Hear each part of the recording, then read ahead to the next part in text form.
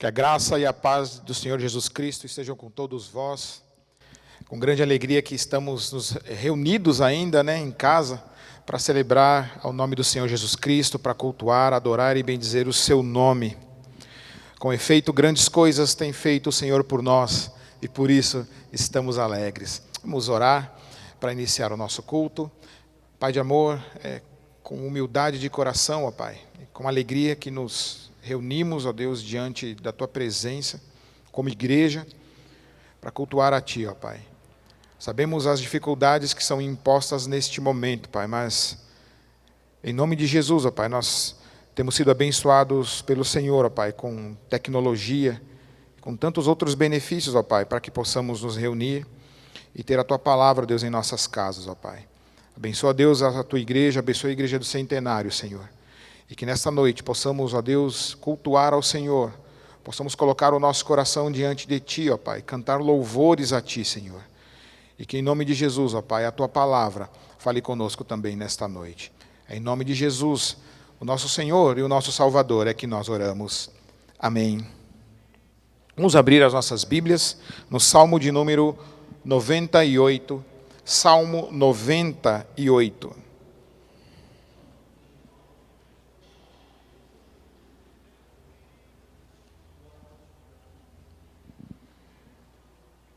Assim diz a palavra de Deus: cantai ao Senhor um cântico novo, porque Ele tem feito maravilhas. A sua destra e o seu braço santo lhe alcançaram a vitória. O Senhor fez notória a sua salvação, manifestou a sua justiça perante os olhos da nação. Lembrou-se da sua misericórdia e da sua fidelidade para com a casa de Israel. Todos os confins da terra viram a salvação do nosso Deus. Celebrai com júbilo ao Senhor todos os confins da terra. Aclamai, regozijai-vos e cantai louvores. Cantai com harpa louvores ao Senhor, com harpa e voz de canto, com trombeta e ao som de buzina. Exultai perante o Senhor, que é Rei. Ruja ao mar e a sua plenitude, o mundo e os que nele habitam. Rios batam palmas, e juntos cantem de júbilo os montes, na presença do Senhor, porque Ele vem julgar a terra, julgará o mundo com justiça e os povos com equidade. É tempo de louvar ao Senhor, é tempo de cantar louvores ao seu santo nome, é tempo de bendizer-lhe e de dar glórias ao nosso Senhor por sua bondade, por suas bênçãos e por todos os benefícios que Ele tem derramado sobre nós e sobre a sua igreja, por causa da sua aliança que fez conosco, por meio do Senhor Jesus Cristo. Ainda com espírito contrito diante do Senhor, vamos cantar o hino de número 67, hino de número 67.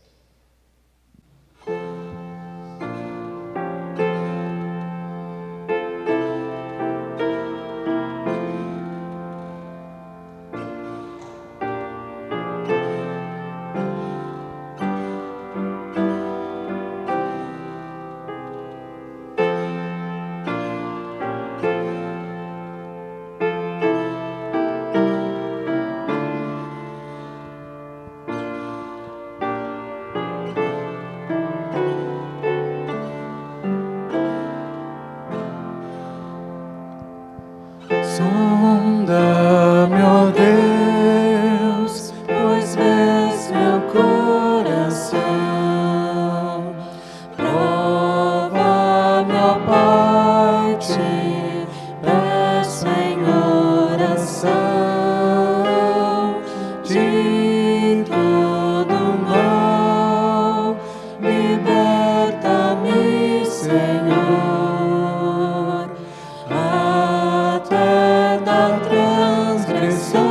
Que oculta flor, vem me lavar dos meus pecados meus, conforme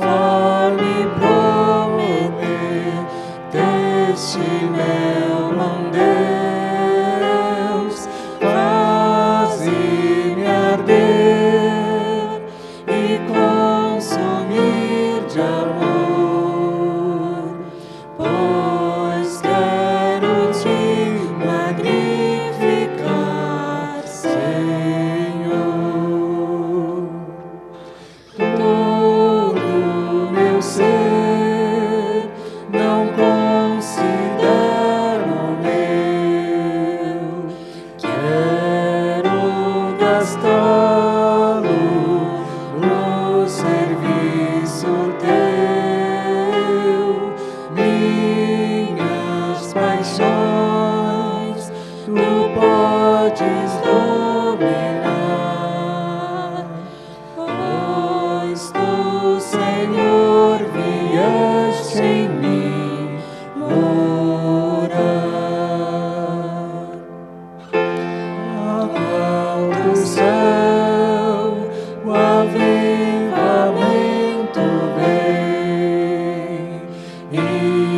que comece em mim seguindo a lei, o teu poder, as bênçãos, teu favor, concede aos que são teus, ó Pai de amor.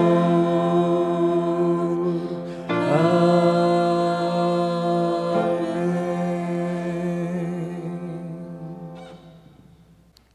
Vamos abrir nossas Bíblias mais uma vez, desta vez na carta aos Hebreus, no capítulo 12. Nós vamos ler os versículos de 4 a 13.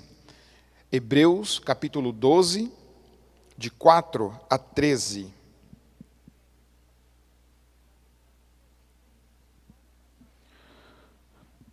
Ora, na vossa luta contra o pecado, ainda não tendes resistido até ao sangue, e estáis esquecidos da exortação, que como a filhos discorre convosco. Filho meu, não menospreze a correção que vem do Senhor, nem desmaies quando por ele é reprovado. Porque o Senhor corrige a quem ama e açoita todo filho a quem aborrece. É para a disciplina que perseverais. Deus os trata como filhos. Pois que filho há que o pai não corrige? Mas se estáis sem correção, de que todos se têm tornado participantes, logo sois bastardos e não filhos. Além disso, tínhamos os nossos pais segundo a carne, que nos corrigiam e os respeitávamos. Não havemos de estar em maior submissão ao Pai espiritual e então viveremos? Pois eles nos corrigiam por pouco tempo, segundo melhor lhe parecia. Deus, porém, nos disciplina para aproveitamento, a fim de sermos participantes da sua santidade. Toda disciplina, com efeito, no momento não parece ser motivo de alegria, mas de tristeza. Ao depois, entretanto, produz fruto pacífico aos que têm sido por ela exercitados, fruto de justiça. Por isso, restabelecei as mãos decaídas e os joelhos trôpegos, e fazei caminhos retos para os pés, para que não se extravie o que é manco, antes seja curado. O Senhor nos disciplina, como diz o texto que acabamos de ler, para participarmos de sua santidade. E nesse momento é interessante, é importante para nós pensarmos sobre os nossos pecados, pensarmos sobre a nossa vida, no que temos desagradado ao Senhor nosso Deus e colocar o coração diante dele. Vamos ter alguns momentos de oração silenciosa, aí mesmo na sua casa.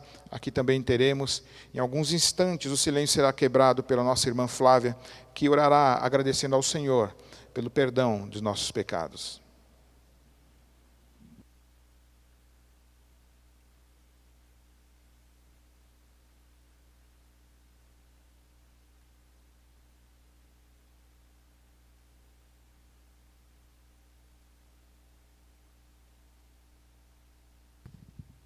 Senhor Deus e Pai, muito obrigado por esse dia, Senhor. Obrigado porque mais uma vez nós podemos te adorar e glorificar o seu nome.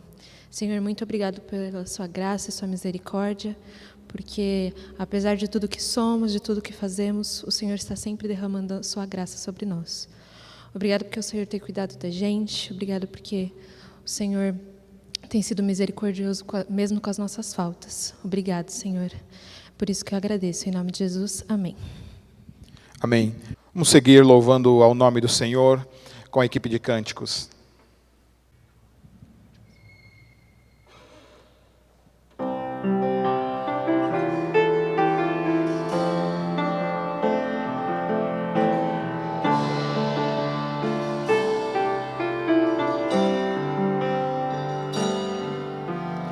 Venha, sopra sobre nós teu sopro, reunidos neste ajuntamento,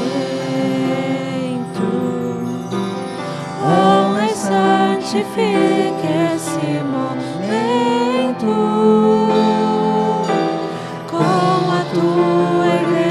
igreja que é teu povo.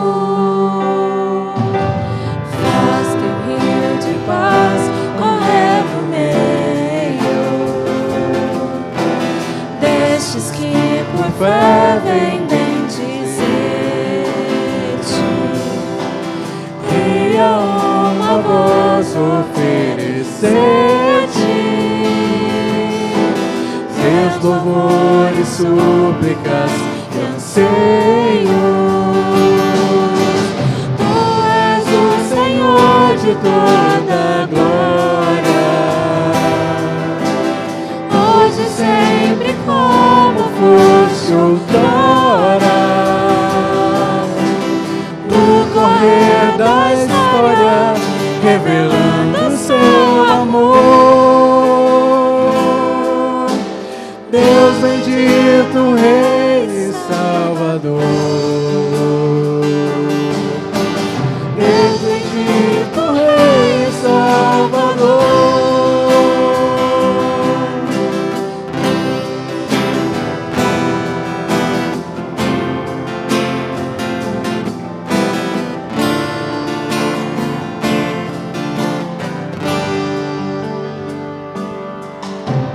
Vento sopra sobre nós teu sopro, reunidos nesse ajuntamento. Honra e santifique este momento com a tua igreja que é teu povo. Faz teu rio de paz correr no meio destes que por fé vem bendizer-te e a uma voz oferecer-te seus louvores, súplicas e anseios. Tu és o Senhor de toda glória, hoje e sempre como foste outrora. No correr da história, revelando seu amor. Deus bendito, Rei e Salvador. Deus bendito, Rei e Salvador. Tu és o Senhor de toda glória, hoje e sempre como foste outrora.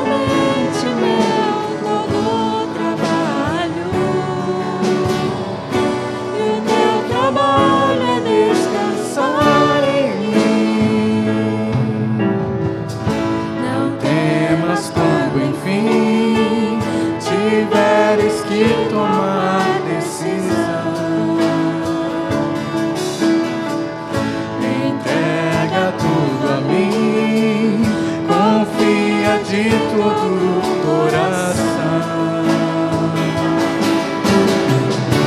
É meu, somente meu, todo o trabalho. E o teu trabalho é descansar em mim.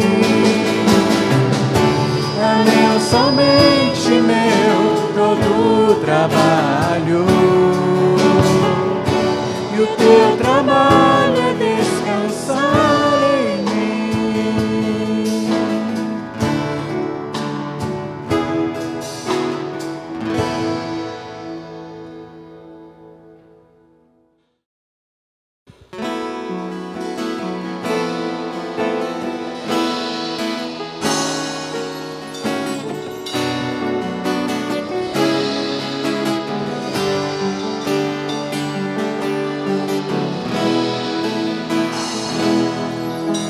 Somos raça eleita, sacerdócio real, nação santa, propriedade exclusiva do Senhor. Somos raça eleita, sacerdócio real,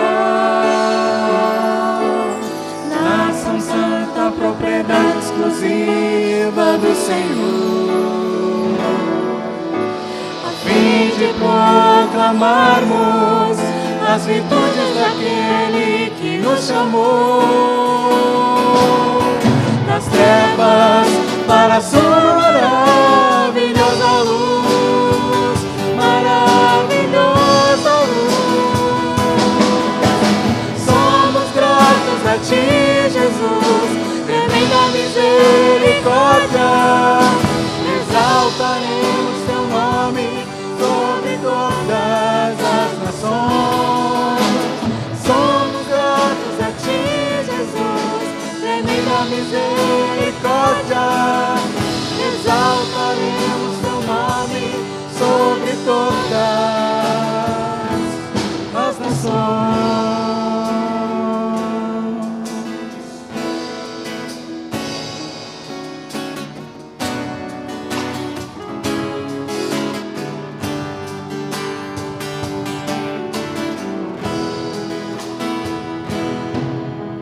Somos raça eleita, sacerdócio real, nação santa, propriedade exclusiva do Senhor. Somos raça eleita, sacerdócio real, nação santa, propriedade exclusiva do Senhor, a fim de proclamarmos as virtudes daquele que nos chamou das trevas para a sua maravilhosa luz, maravilhosa luz. Somos gratos a ti, Jesus, tremenda misericórdia. Exaltaremos teu nome sobre todas as nações. Somos gratos a ti, Jesus, tremenda misericórdia. Exaltaremos teu nome sobre todas as nações. Somos gratos a ti, Jesus, tremenda misericórdia. Exaltaremos teu nome sobre todas as nações. Somos gratos a ti, Jesus, tremenda misericórdia. Exaltaremos teu nome sobre todas as nações. Exaltaremos teu nome sobre todas as nações. Exaltaremos teu nome Sobre todas as nações.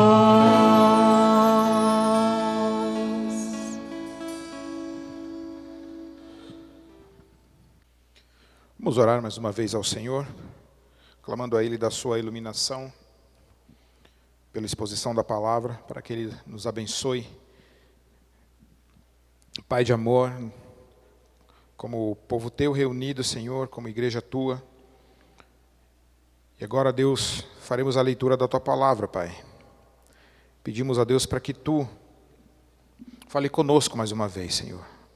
Fale com teu povo, povo de propriedade exclusiva do Senhor, povo da aliança, família da fé. Fala conosco, ó Pai, mais uma vez.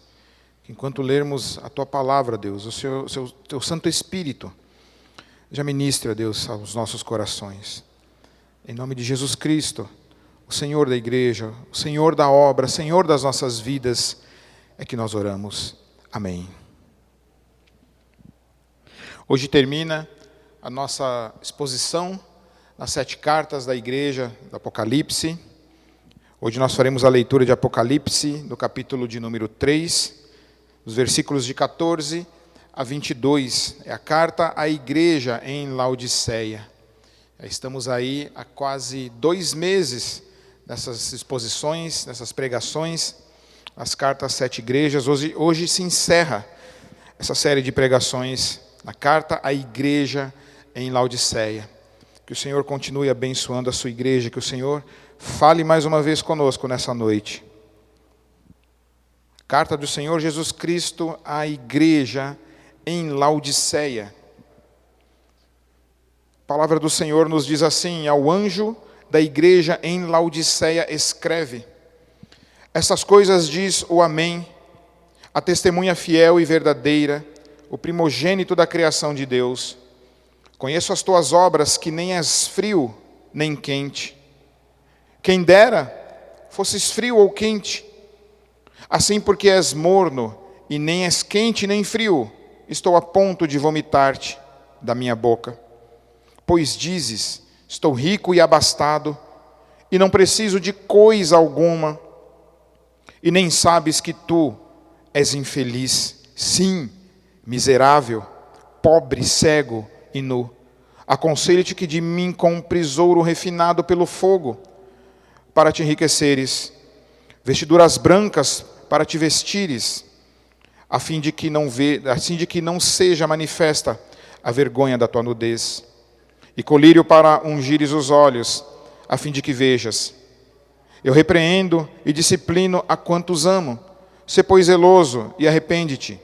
Eis que estou à porta e bato, e se alguém ouvir a minha voz e abrir a porta, entrarei em tua casa, e cearei com ele, e ele comigo. Ao vencedor dar-lhe-ei sentar-se comigo no meu trono, assim como também eu venci, e me sentei com meu Pai no seu trono. Quem tem ouvidos, ouça o que o Espírito diz às igrejas. A cidade de Laodiceia, uma cidade localizada na região da Frígia. Ela ficava no entroncamento entre três importantes estradas daquela época. Ela era uma cidade riquíssima, também pela influência deste cruzamento, dessa encruzilhada de rodovias e de estradas. Ela possuía um sistema bancário e financeiro muito avançado para a época. Muitas pessoas e de todas as partes e do império se dirigiam a Laodiceia para fazer troca de moedas, para comprar e vender. Havia comércio de pedras preciosas, de ouro. Lá também havia um polo fabril, fábrica de lã. Inclusive havia um tipo de lã específica, uma lã negra, um produto finíssimo e muito caro. Laodiceia também tinha uma escola de medicina. Quando eu digo escola, era a sua prática de medicina, que também era muito avançada. Principalmente pelo uso de um pó que eles chamavam de pó frígio. Esse pó, ele ajudava as pessoas a serem curadas de problemas na visão, problemas oftalmológicos. Era um pó, esse pó frígio, que recebe o nome da região onde a igreja de Laodiceia está, que era um pó utilizado para curar doenças da visão. Aquela cidade também, como ela não tinha fontes de água, ela era abastecida com aquedutos que vinham de outras cidades vizinhas, como a cidade de Hierápolis e a cidade de Colossos, a mesma cidade a qual nós conhecemos da carta aos Colossenses. Então vinham essas águas destes lugares, sendo as águas de Colossos águas frias, e as águas de Hierápolis água quente, pois era uma cidade onde haviam termas de águas quentes. Eles eram muito ricos. Eles foram atingidos por um terremoto por volta do ano 60 depois de Cristo. E mesmo o império oferecendo-lhe ajuda para a reconstrução da parte da cidade que foi destruída, eles não quiseram essa ajuda, porque eles tinham dinheiro para financiar as obras para a reconstrução de parte da cidade que havia sido destruída por causa de terremotos que eram comuns naquela época. Quando tomei conhecimento deste fato, eu pensei comigo se, na pandemia que a gente vive hoje, onde o governo distribuiu muito dinheiro, é possível que essa cidade não precisasse desse dinheiro, porque ela era muito rica. Ela já teria os seus recursos para cuidar de toda a obra de infraestrutura, de construções. Eles eram muito ricos, eles se gabavam muito de sua riqueza. Eles eram soberbos. Essa é um pano geral, é sempre esse pano geral que nós damos e demos neste período de estudos das igrejas de Apocalipse, é um pano muito geral, apenas para nós entendermos e nos ajudar na compreensão da interpretação do texto. Eles eram ricos, eles eram soberbos, muito arrogantes por causa da sua riqueza. E parece que a igreja, e todas elas, exceto uma ou outra, elas absorvem para si aspectos seculares. A cidade acaba influenciando as igrejas muito mais do que as igrejas influenciam. Muito mais do que as igrejas influenciam. E nesse sentido, veja que as palavras de Jesus Cristo, pelo que nós lemos até agora, ela fala para a igreja coisas exatamente que têm a ver com a cidade. Era uma cidade rica, abastada, e cuja a igreja, ao qual nós acabamos de ler aqui, o texto bíblico, é uma igreja que recebeu duras repreensões do Senhor Jesus Cristo. Não são palavras que todas as pessoas e ninguém gostaria de ouvir. Talvez são palavras num texto bíblico que nós não temos tanta alegria em falar nisso, porque são palavras duras, mas são necessárias para a nossa vida, são necessárias para o andamento da igreja, são necessárias para que vivamos em santificação diante do Senhor. Não há elogios para essa igreja, não há elogios, não há uma palavra favorável do Senhor para essa igreja. Talvez porque essa igreja seja uma igreja sem Cristo, onde Cristo está fora da sua igreja. Essa igreja onde Cristo está para fora dela. Cristo não está dentro desta igreja. Nós vamos ver isso mais à frente. É uma igreja que, pelo seu estilo de vida, um estilo de vida mundano, soberbo, por causa de suas práticas muito semelhantes à alta sociedade daquela cidade. Eles resolveram achar que eles se bastam, de que eles, a si próprios, eles não precisam de ninguém mais. Uma cidade rica, uma igreja rica, pessoas que adquiriram riqueza, pessoas que se gabavam por causa da sua medicina, do seu sistema bancário, das suas obras de construções, da sua construção civil, e tantas outras coisas que poderiam e levaram essa igreja a se afastar de Cristo, a se tornarem indiferentes ao Senhor Jesus Cristo, a sua igreja e a sua palavra. Como em todas as cartas, o Senhor dirige a carta sempre ao anjo da igreja de Laodiceia. Ele se apresenta como quem diz essas coisas, ele se apresenta como o Amém, a testemunha fiel e verdadeira, o princípio da criação de Deus. Essa apresentação do Senhor Jesus Cristo, ela difere um pouco daquela que no capítulo 1, como ele se apresenta, capítulo 1, a partir do versículo 17. Todas as outras igrejas apresentam aquelas características. Aqui o Senhor Jesus Cristo se apresenta de uma outra forma para essa igreja. Ele diz que Ele é o Amém. Ele diz que Ele é a testemunha fiel e verdadeira, o princípio da criação de Deus. Jesus Cristo se apresenta como o verdadeiro Deus. Mas não somente o verdadeiro Deus em relação àqueles que são falsos deuses, mas sim é aquele que se pode confiar. Jesus se apresenta como alguém que é confiável, aquele a qual a igreja e todas as pessoas podem depositar a sua fé e podem crer nele e naquilo que ele fala.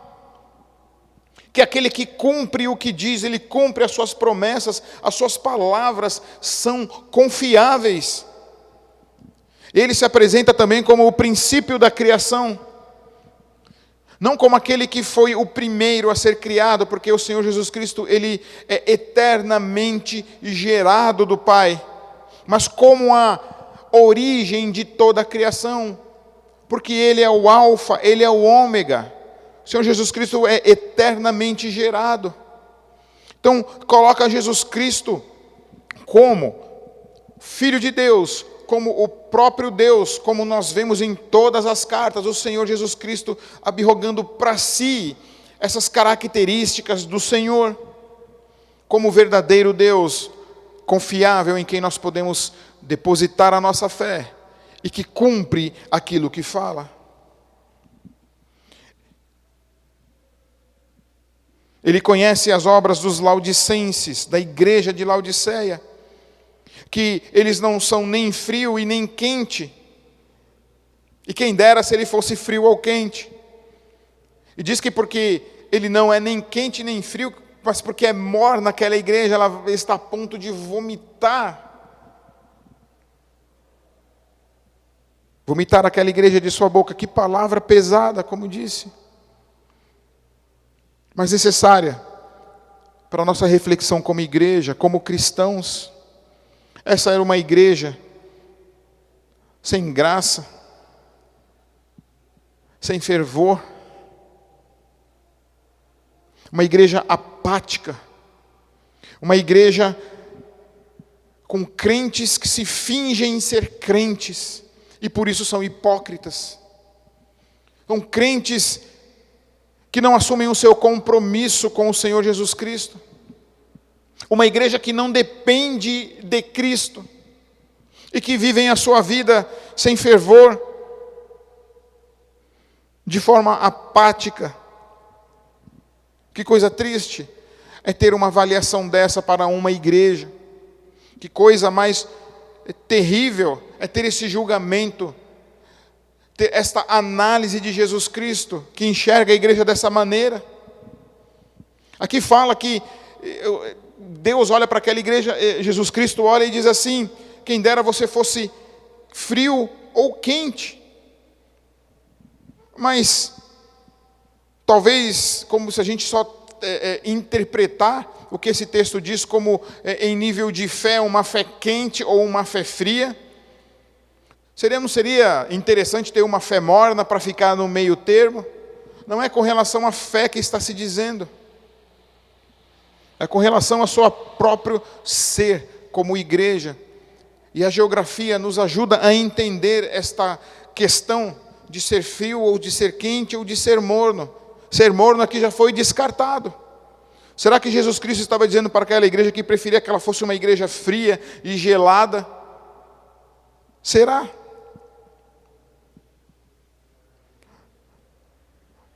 Como dissemos na introdução, a cidade de Laodiceia, ela não tinha águas, não tinha fonte de águas, mas ela estava situada num local, na região frígio, onde havia cidades que haviam fontes de águas, uma espécie de circuito das águas. E a cidade de Herápolis, ela tinha lá as suas águas quentes, que eram consideradas águas medicinais, E nós temos aqui no Brasil algumas localidades assim onde nós temos águas medicinais, e não somente lá em Goiás ou em outro local, onde há termas, né, de águas quentes, mas nós sabemos que essas águas, mesmo aqui no Brasil, elas têm propriedades medicinais. E naquela época também as águas de Hierápolis também tinham essa propriedade, propriedades curativas, eram águas quentes. As águas lá de Colosso eram águas frias, que num calor intenso, para quem passava pelas suas fontes, para quem passava pelos rios ao qual essas fontes abasteciam, eram águas que traziam refrigério, águas que matavam a sede, que davam alívio no meio de um cansaço, no meio de uma sede intensa, dias de muito calor. E as águas, para chegarem à cidade de Laodiceia, as águas quentes de Hierápolis, elas percorriam um longo caminho, pelos seus aquedutos, os encanamentos, e essa água não chegava quente, mas ela chegava morna. E eu pergunto, quem é que consegue ficar tomando água morna? Muito menos naquela época. Essas águas mornas não serviam para nada. Eles não conseguiam utilizá-la da forma como ela vinha. Mas essas águas eram armazenadas em cântaros para que atingisse a temperatura correta para o consumo, para o uso. E eles sabiam muito bem porque que Deus estava dizendo isso. Vocês são uma água morna para mim. Assim como vocês pegam a água morna, acabada de vir dos aquedutos, e vocês não conseguem beber, eu também não consigo. Podemos dizer que era uma igreja que o Senhor Jesus Cristo não engolia, não dava. Tinha esse problema, porque eram mornos, apáticos.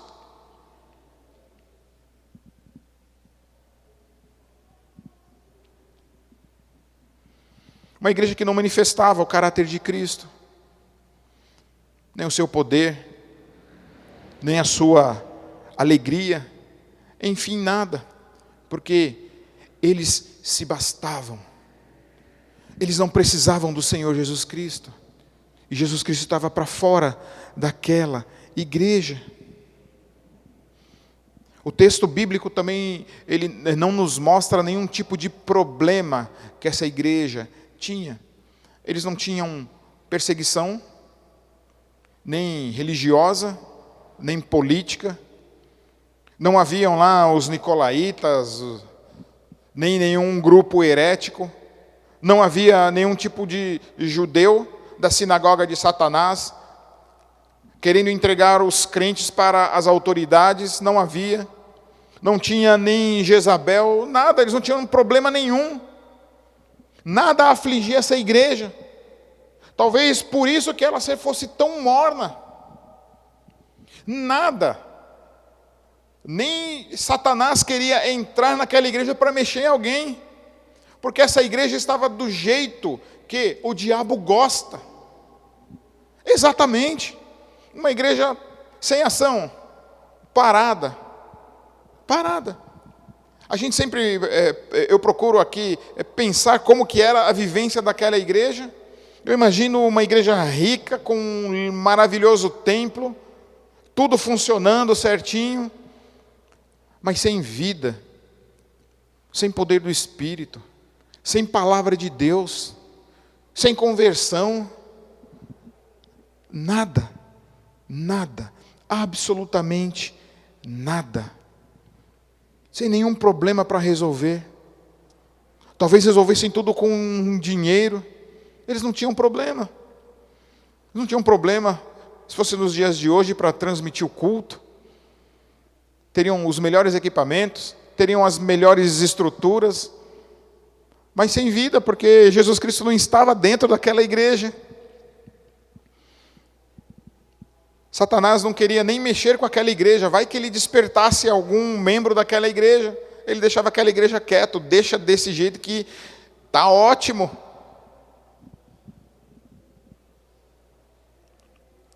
Por isso que nós vemos na Escritura que tempos difíceis despertam a nossa fé, nos aproximam de Deus. Por isso que nós vemos na Bíblia que nem todas as dificuldades do povo de Deus são obras malignas, mas é Deus que fere o seu povo para que o seu povo desperte, para que não seja como uma igreja de Laodiceia, essa igreja que recebe uma dura reprovação de Cristo, uma igreja que não descia, não ia. Que triste seria participar dessa igreja. Crentes apenas nominais, uma igreja de fachada, uma igreja apenas de placa, mas que não era uma igreja de fato. Não era. Dura a palavra do Senhor Jesus Cristo para essa igreja. Mas eles não se viam assim. Isso é interessante, triste, interessante.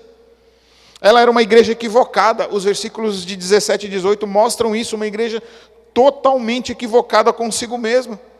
Porque eles diziam para si mesmos: nós somos ricos, nós somos abastados, nós não precisamos de coisa alguma, não há nenhuma necessidade na nossa igreja que já não tenha sido suprida ou que não poderia ser suprida. Mas o equívoco deles é que eles não tinham nem ideia do que Cristo pensava sobre eles. Tu és pobre, é infeliz, miserável, pobre, cego e nu. Porque os valores aos quais Cristo avalia a sua igreja não são os valores aos quais nós, sem a palavra de Deus, avaliamos. Nós avaliamos, na maioria das vezes, as exterioridades. E de exterior essa igreja estava cheia. Quem olhasse para essa igreja, quem passeasse por aquela igreja, talvez enxergasse como tudo correndo bem. Uma igreja vitoriosa porque tinha dinheiro. E aqui o Senhor Deus já coloca este tabu, ou este paradigma por baixo. Bênção financeira nem sempre é sinônimo de bênção de Deus. Embora o Senhor abençoe sim financeiramente o seu povo, abençoe sim financeiramente a sua igreja, Ele sabe como supre as nossas necessidades, e Ele nos dá até além daquilo que a gente precisa. Mas no caso dessa igreja não era bênção. Sabe-se lá como foram adquiridas essas riquezas? Adquiridas com a força do seu próprio braço. Lá em Deuteronômio capítulo de número 8, quando Moisés dá instrução para o povo, instruções de quando eles chegassem na terra prometida, de que não era para eles dizerem que aquilo que eles haviam conquistado nem conseguido, que fosse obras da sua própria mão e do seu próprio braço, porque isso desagradaria a Deus, que os havia conduzido pelo deserto, por todo o caminho. E aqui não, eles dizem: não, olha, nós nos bastamos, eu sou feliz, eu sou rico, eu não preciso de coisa nenhuma. Não precisavam nem de Jesus Cristo. Mas o Senhor, mesmo para essa igreja, a qual Ele dá uma dura notícia, uma dura repreensão, o Senhor ainda manifesta a sua misericórdia, o Senhor ainda manifesta o seu amor, o Senhor manifesta ainda o seu interesse pela igreja. Cristo começa a dizer para essa igreja: olha, você que é pobre, que é cego e que é nu, você que acha que porque você mora numa cidade riquíssima, uma cidade que se basta porque não precisa nem da verba imperial, você que acha que porque você é feliz por causa da sua riqueza, você que acha que você enxerga bem por causa do pó frígio, por causa da sua medicina, você que acha que você é saudável, olha, você que acha que você se veste muito bem por causa da sua lã fabricada na sua cidade, por causa da sua fina lã negra. Eu te aconselho a você reconsiderar, aconselho você a ouvir a minha voz, porque não é bem assim. Você está nu, você não enxerga, você é pobre, você é miserável. E eu te aconselho a que você compres ouro refinado, compres de mim. É uma ênfase que o texto dá: compre de mim.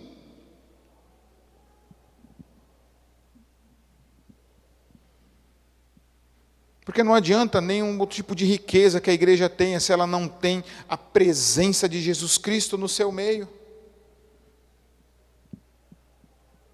Não há razão para ser igreja se Cristo não está no centro da igreja.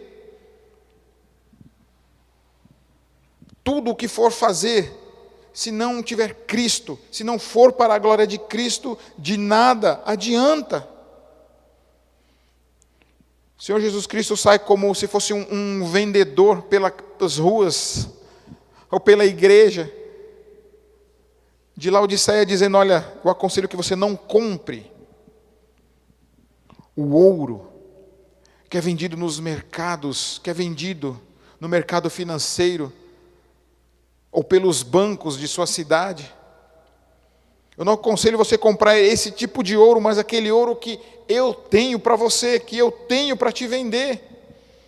Ouro refinado pelo fogo, para que tu te enriqueças. E esse ouro refinado pelo fogo tem a ver com uma vida, uma vida rica, riqueza de vida que vem através de uma vida que é testada e aprovada por Deus. Essa igreja não havia passado por nenhum tipo de tribulação. Lá em 1 de Pedro, no capítulo 1, lá diz que a nossa fé, sendo provada pelo fogo, ela é valiosíssima, porque o objetivo é a glória e a honra de Cristo. Essa igreja nunca havia passado por dificuldade, não sabia o que era ter uma fé testada, uma fé provada. A sua riqueza estava nas coisas, mas não estava numa fé em Deus genuína, uma fé que produz riqueza para a igreja.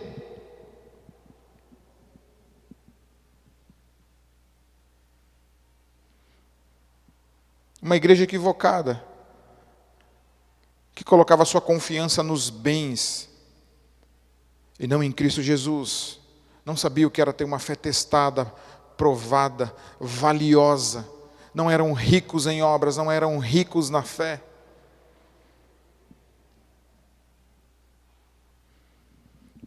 Cristo também aconselha a eles a comprar vestiduras com Ele, vestiduras brancas para te vestires, a fim de que não seja manifesta a vergonha da tua nudez. Não era através da fina lã, não era através das roupas bonitas e magníficas produzidas naquela cidade. Não, Cristo pede para que adquira a vestidura dele, que ele tinha para vender.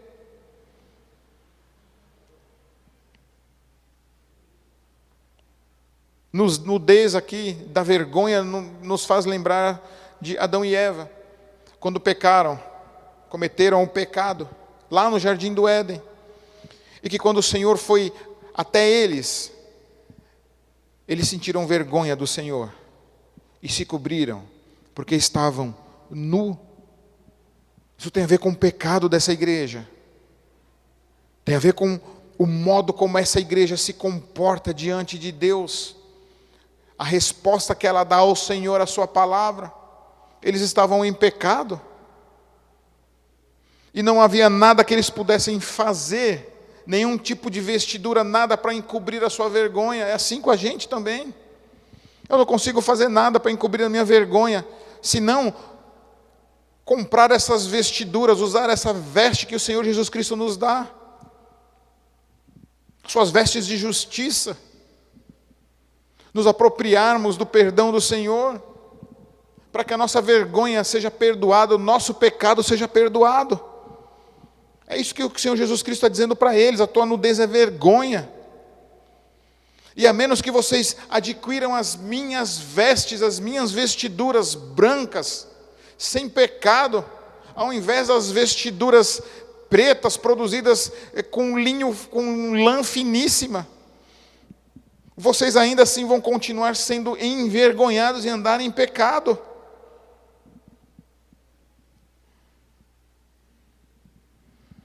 Adão e Eva tiveram vergonha, fizeram para si vestiduras com folha de figueira, mas não foi isso que Deus tinha para eles, não era o tipo de veste.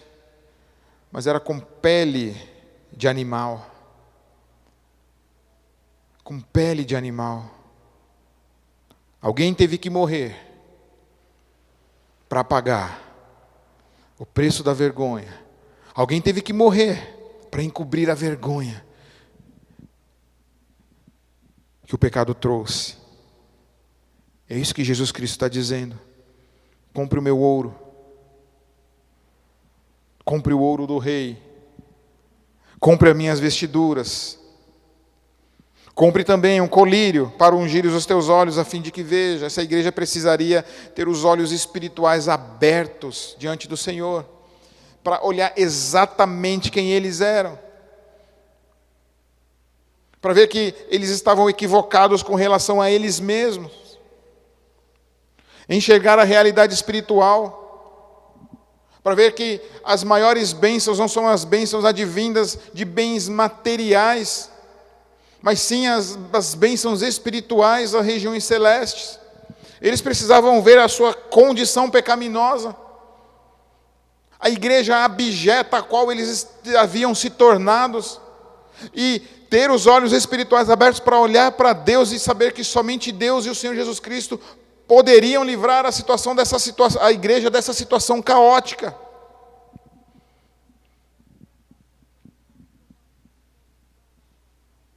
A igreja tem que pensar de si mesma aquilo que o Senhor Jesus Cristo pensa dela. Precisamos avaliar como igreja, como Jesus Cristo nos vê e nos olha. E mais ainda, como o Senhor Jesus Cristo te vê como cristão. Qual é o diagnóstico dele sobre você e sobre mim?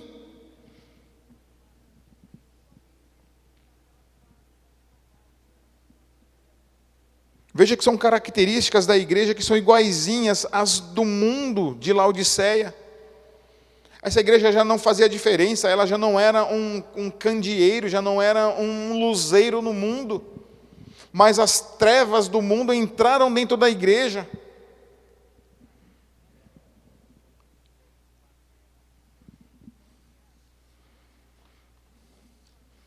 Mas o Senhor manifesta o seu amor, Ele aconselha. Ele não ordena que se compre dele, Ele aconselha.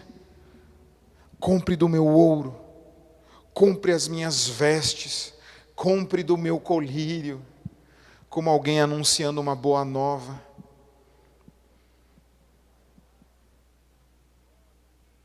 Que conselho maravilhoso. Senhor Jesus, conselheiro, sábio conselheiro, maravilhoso. O Senhor ainda continua dispensando da sua graça e misericórdia. Versículo 19 e 20, Ele manifesta a sua graça e misericórdia de um Salvador amoroso.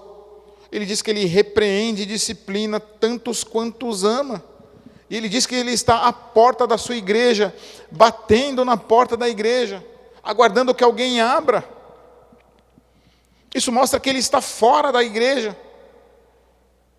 Mas que coisa mais estranha, porque essa é uma igreja cristã de fato.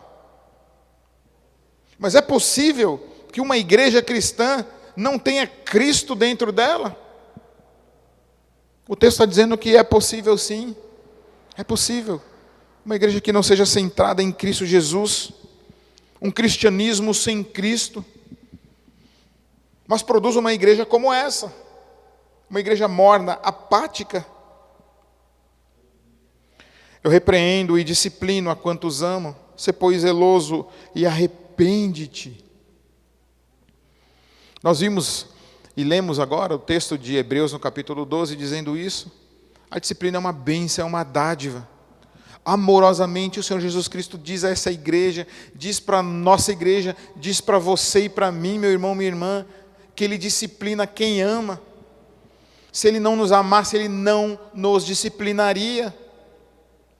Eu sempre digo lá em casa, dizia, agora as crianças, eles estão grandes, mas sempre digo para eles, que se eles fizerem alguma coisa que estiver errada, e nós não os disciplinarmos, se desesperem, porque vai demonstrar que não os amamos. E é exatamente o que a palavra diz. Sempre dissemos isso em casa, que a disciplina no momento pode não parecer agradável, mas ela tem os seus efeitos, produz justiça, produz santidade. O texto nos diz lá que nós participamos dessa santidade de Deus, porque Deus é um Deus santo e Ele quer que a sua igreja seja uma igreja santa. É por isso que Ele disciplina, é por isso que Ele ordena a disciplina. Ser, pois, zeloso e arrepende-te. É a mudança de mente que nos faz mudar a atitude.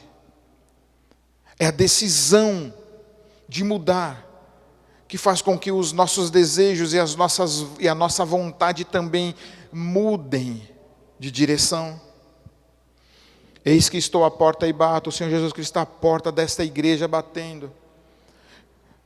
Durante muito tempo esse texto foi usado para evangelização, mas o seu contexto descarta o uso para evangelização, embora possa haver um princípio sim. Mas o nosso contexto não está usando. O Senhor Jesus Cristo não está evangelizando ou reevangelizando a sua igreja. Ele está dizendo para uma igreja que é a igreja de verdade. Eu estou à porta batendo, porque Jesus Cristo está para fora da igreja, Ele foi escorraçado da sua igreja. Ele disse alguém, se alguém, não é toda a igreja, deveria ser, mas Jesus Cristo diz, se houver alguém e que abrir a porta, isso demonstra o seu relacionamento íntimo e pessoal com a sua igreja, que é o seu corpo, mas também com cada membro da sua igreja, ao qual Ele quer ter esse relacionamento íntimo, pessoal, individual com cada um. Ele vai entrar e cear com a sua igreja, que na época da escrita, para aquela época antiga, simbolizava afeição, confiança e intimidade. Cristo quer entrar de novo dentro da sua própria igreja, estabelecer um relacionamento íntimo, pessoal, de confiança e de afeição com o seu povo. Ele não vai ter prazer nenhum em vomitar para fora a sua igreja, não vai ter. Por isso que ele pede, arrepende-te, ele ordena, arrepende-te. Eu estou batendo na porta continuamente, arrepende-te.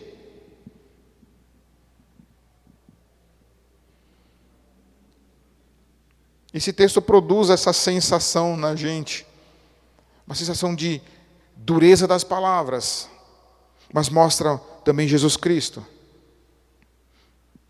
um Salvador amoroso, cheio de graça, que quer entrar dentro da sua igreja, que quer curar as feridas, que quer trazer refrigério para a sua igreja, e quer também que a sua igreja seja essa igreja não morna, mas uma igreja que tem uma mensagem que cura e que salva.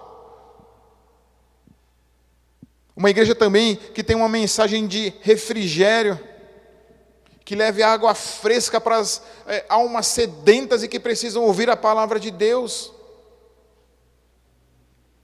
É evidente que quando o Senhor Jesus diz aqui que a igreja é morna, nós sempre pensamos nisso, que devemos ter um fervor, um fogo, uma igreja sendo usada com poder, e eu vejo isso mesmo, com o poder de Deus, sendo usada pelo Espírito Santo, com a presença plena de Jesus Cristo no nosso meio e no meio da sua igreja, no seio da sua igreja, fazendo a diferença não só para os de dentro, mas também para os de fora, porque essa igreja aqui não fazia diferença alguma para ninguém.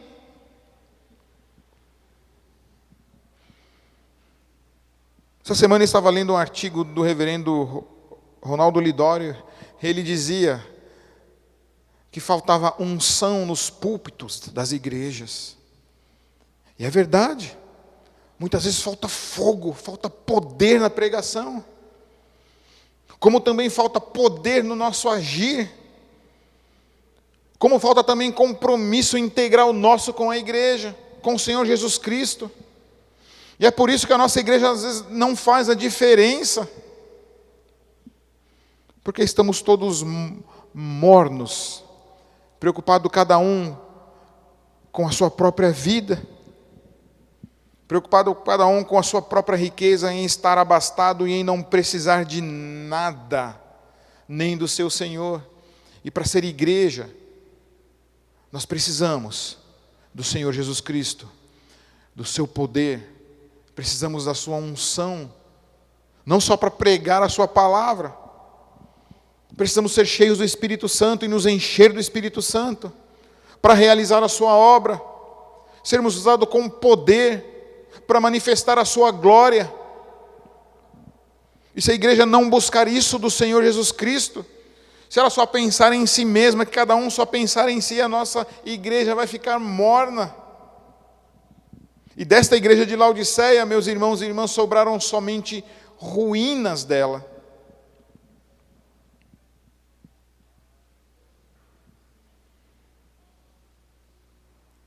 Ao vencedor será dado sentar-se com o Senhor Jesus Cristo no seu trono, assim como ele venceu e se sentou no trono do seu Pai. O Senhor Jesus Cristo já reina. Ele já reina. E nós podemos reinar com ele também. Podemos sim. O reinado do Senhor Jesus Cristo não se iniciará na sua segunda volta, mas ele já reina. Ele voltará para levar a sua igreja. E ao vencedor, ele dará que reine junto com ele. Nós já reinamos com o Senhor Jesus Cristo, mas precisamos viver esse reino. Precisamos andar com o Rei para reinar com ele, ser uma igreja que também reina. É assim. Assim como o Pai concedeu o reino a Cristo, o Senhor Jesus Cristo compartilha com a sua igreja e com o seu povo o seu reino e os benefícios do seu reino, mas para isso é necessário ser e viver como igreja.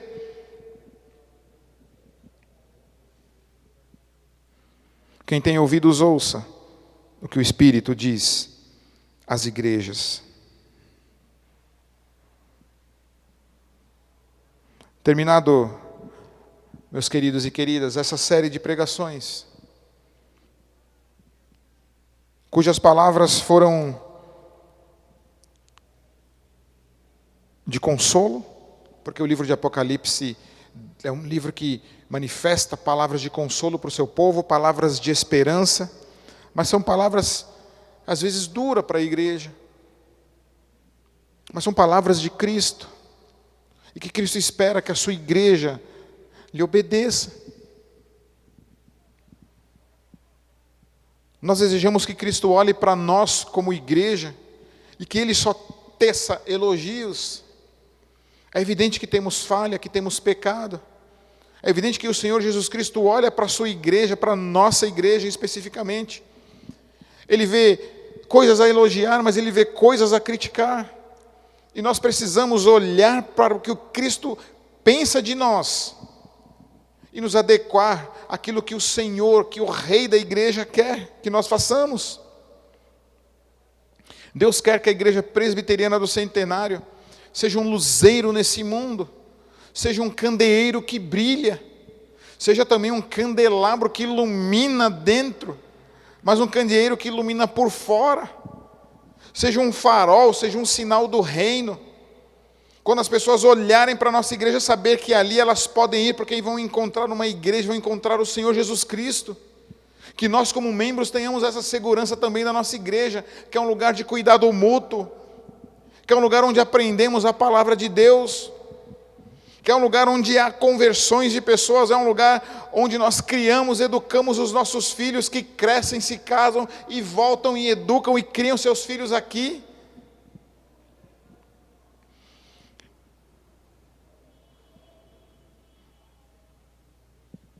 O Senhor que também tem o desejo de que nós como crentes, sejamos crentes íntegros, que sejamos uma coisa só, íntegros, inteiros.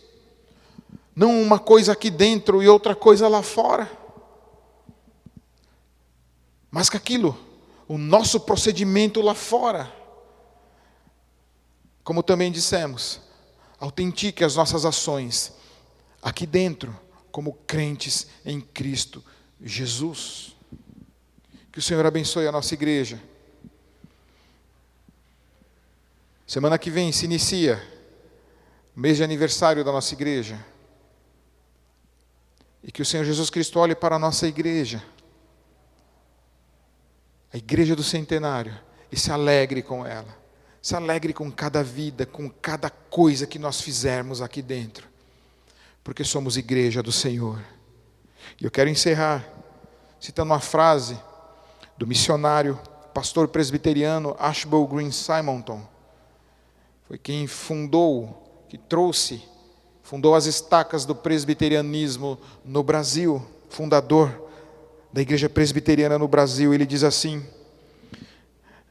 quem me dera um batismo de fogo que consumisse minhas escórias, quem me dera um coração totalmente de Cristo.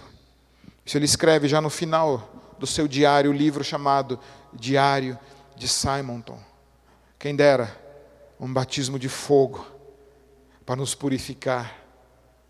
Deus é fogo purificador, fogo consumidor. Quem nos dera um batismo de fogo que consumisse as nossas escórias, que nos tornasse mais puro, mais santo, que nos tornássemos mais como o puro ouro e a pura prata. Quem dera um coração igual ao do Senhor Jesus Cristo, para que possamos adorá-lo, para que possamos ser igual ao nosso Senhor. Que nós, ao ouvir essas palavras do Senhor Jesus Cristo, possamos nos arrepender daquilo que deve ser arrependido, mas continuar caminhando como igreja, marchando no nosso tempo e alargando as nossas estacas para a honra e glória do nosso Senhor Jesus Cristo. Que Ele assim nos abençoe. Vamos orar? Pai Santo, diante da leitura da Tua palavra, ó Deus, nós pedimos para que Tu, ó Pai, nos dê uma fé genuína no Senhor, ó Deus. Para que Tu aqueças a nossa fé.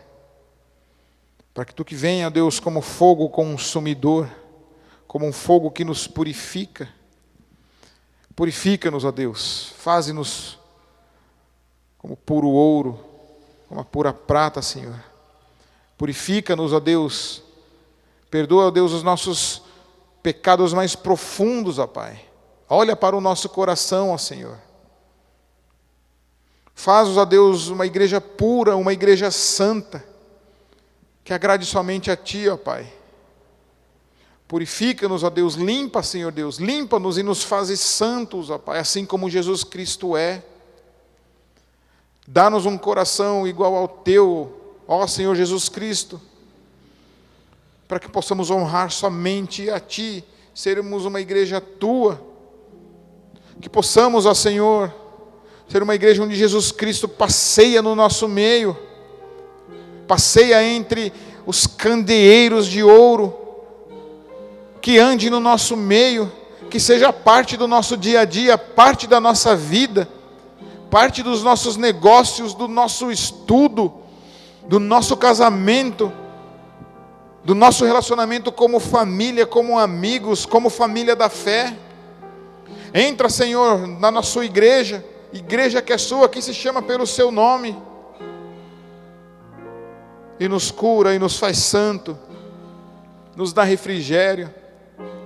Que sejamos, ó Senhor, esse sinal do Teu reino aqui na terra, Pai, levando cura, Deus, para todos os lugares, para todas as pessoas, para todas as nações, ó Pai, e que levemos também refrigério para as pessoas, ó Pai, levando sempre, ó Pai, o bom perfume de Cristo, Senhor.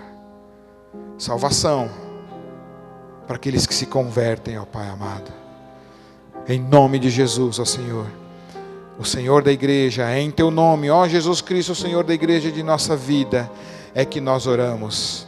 Amém E que a graça de nosso Senhor e Salvador Jesus Cristo, Senhor da igreja, o amor bondoso do nosso Deus eterno Pai, e que o poder, a consolação do Espírito Santo sejam sobre todos vós, povo de Deus, desde agora e para todos sempre.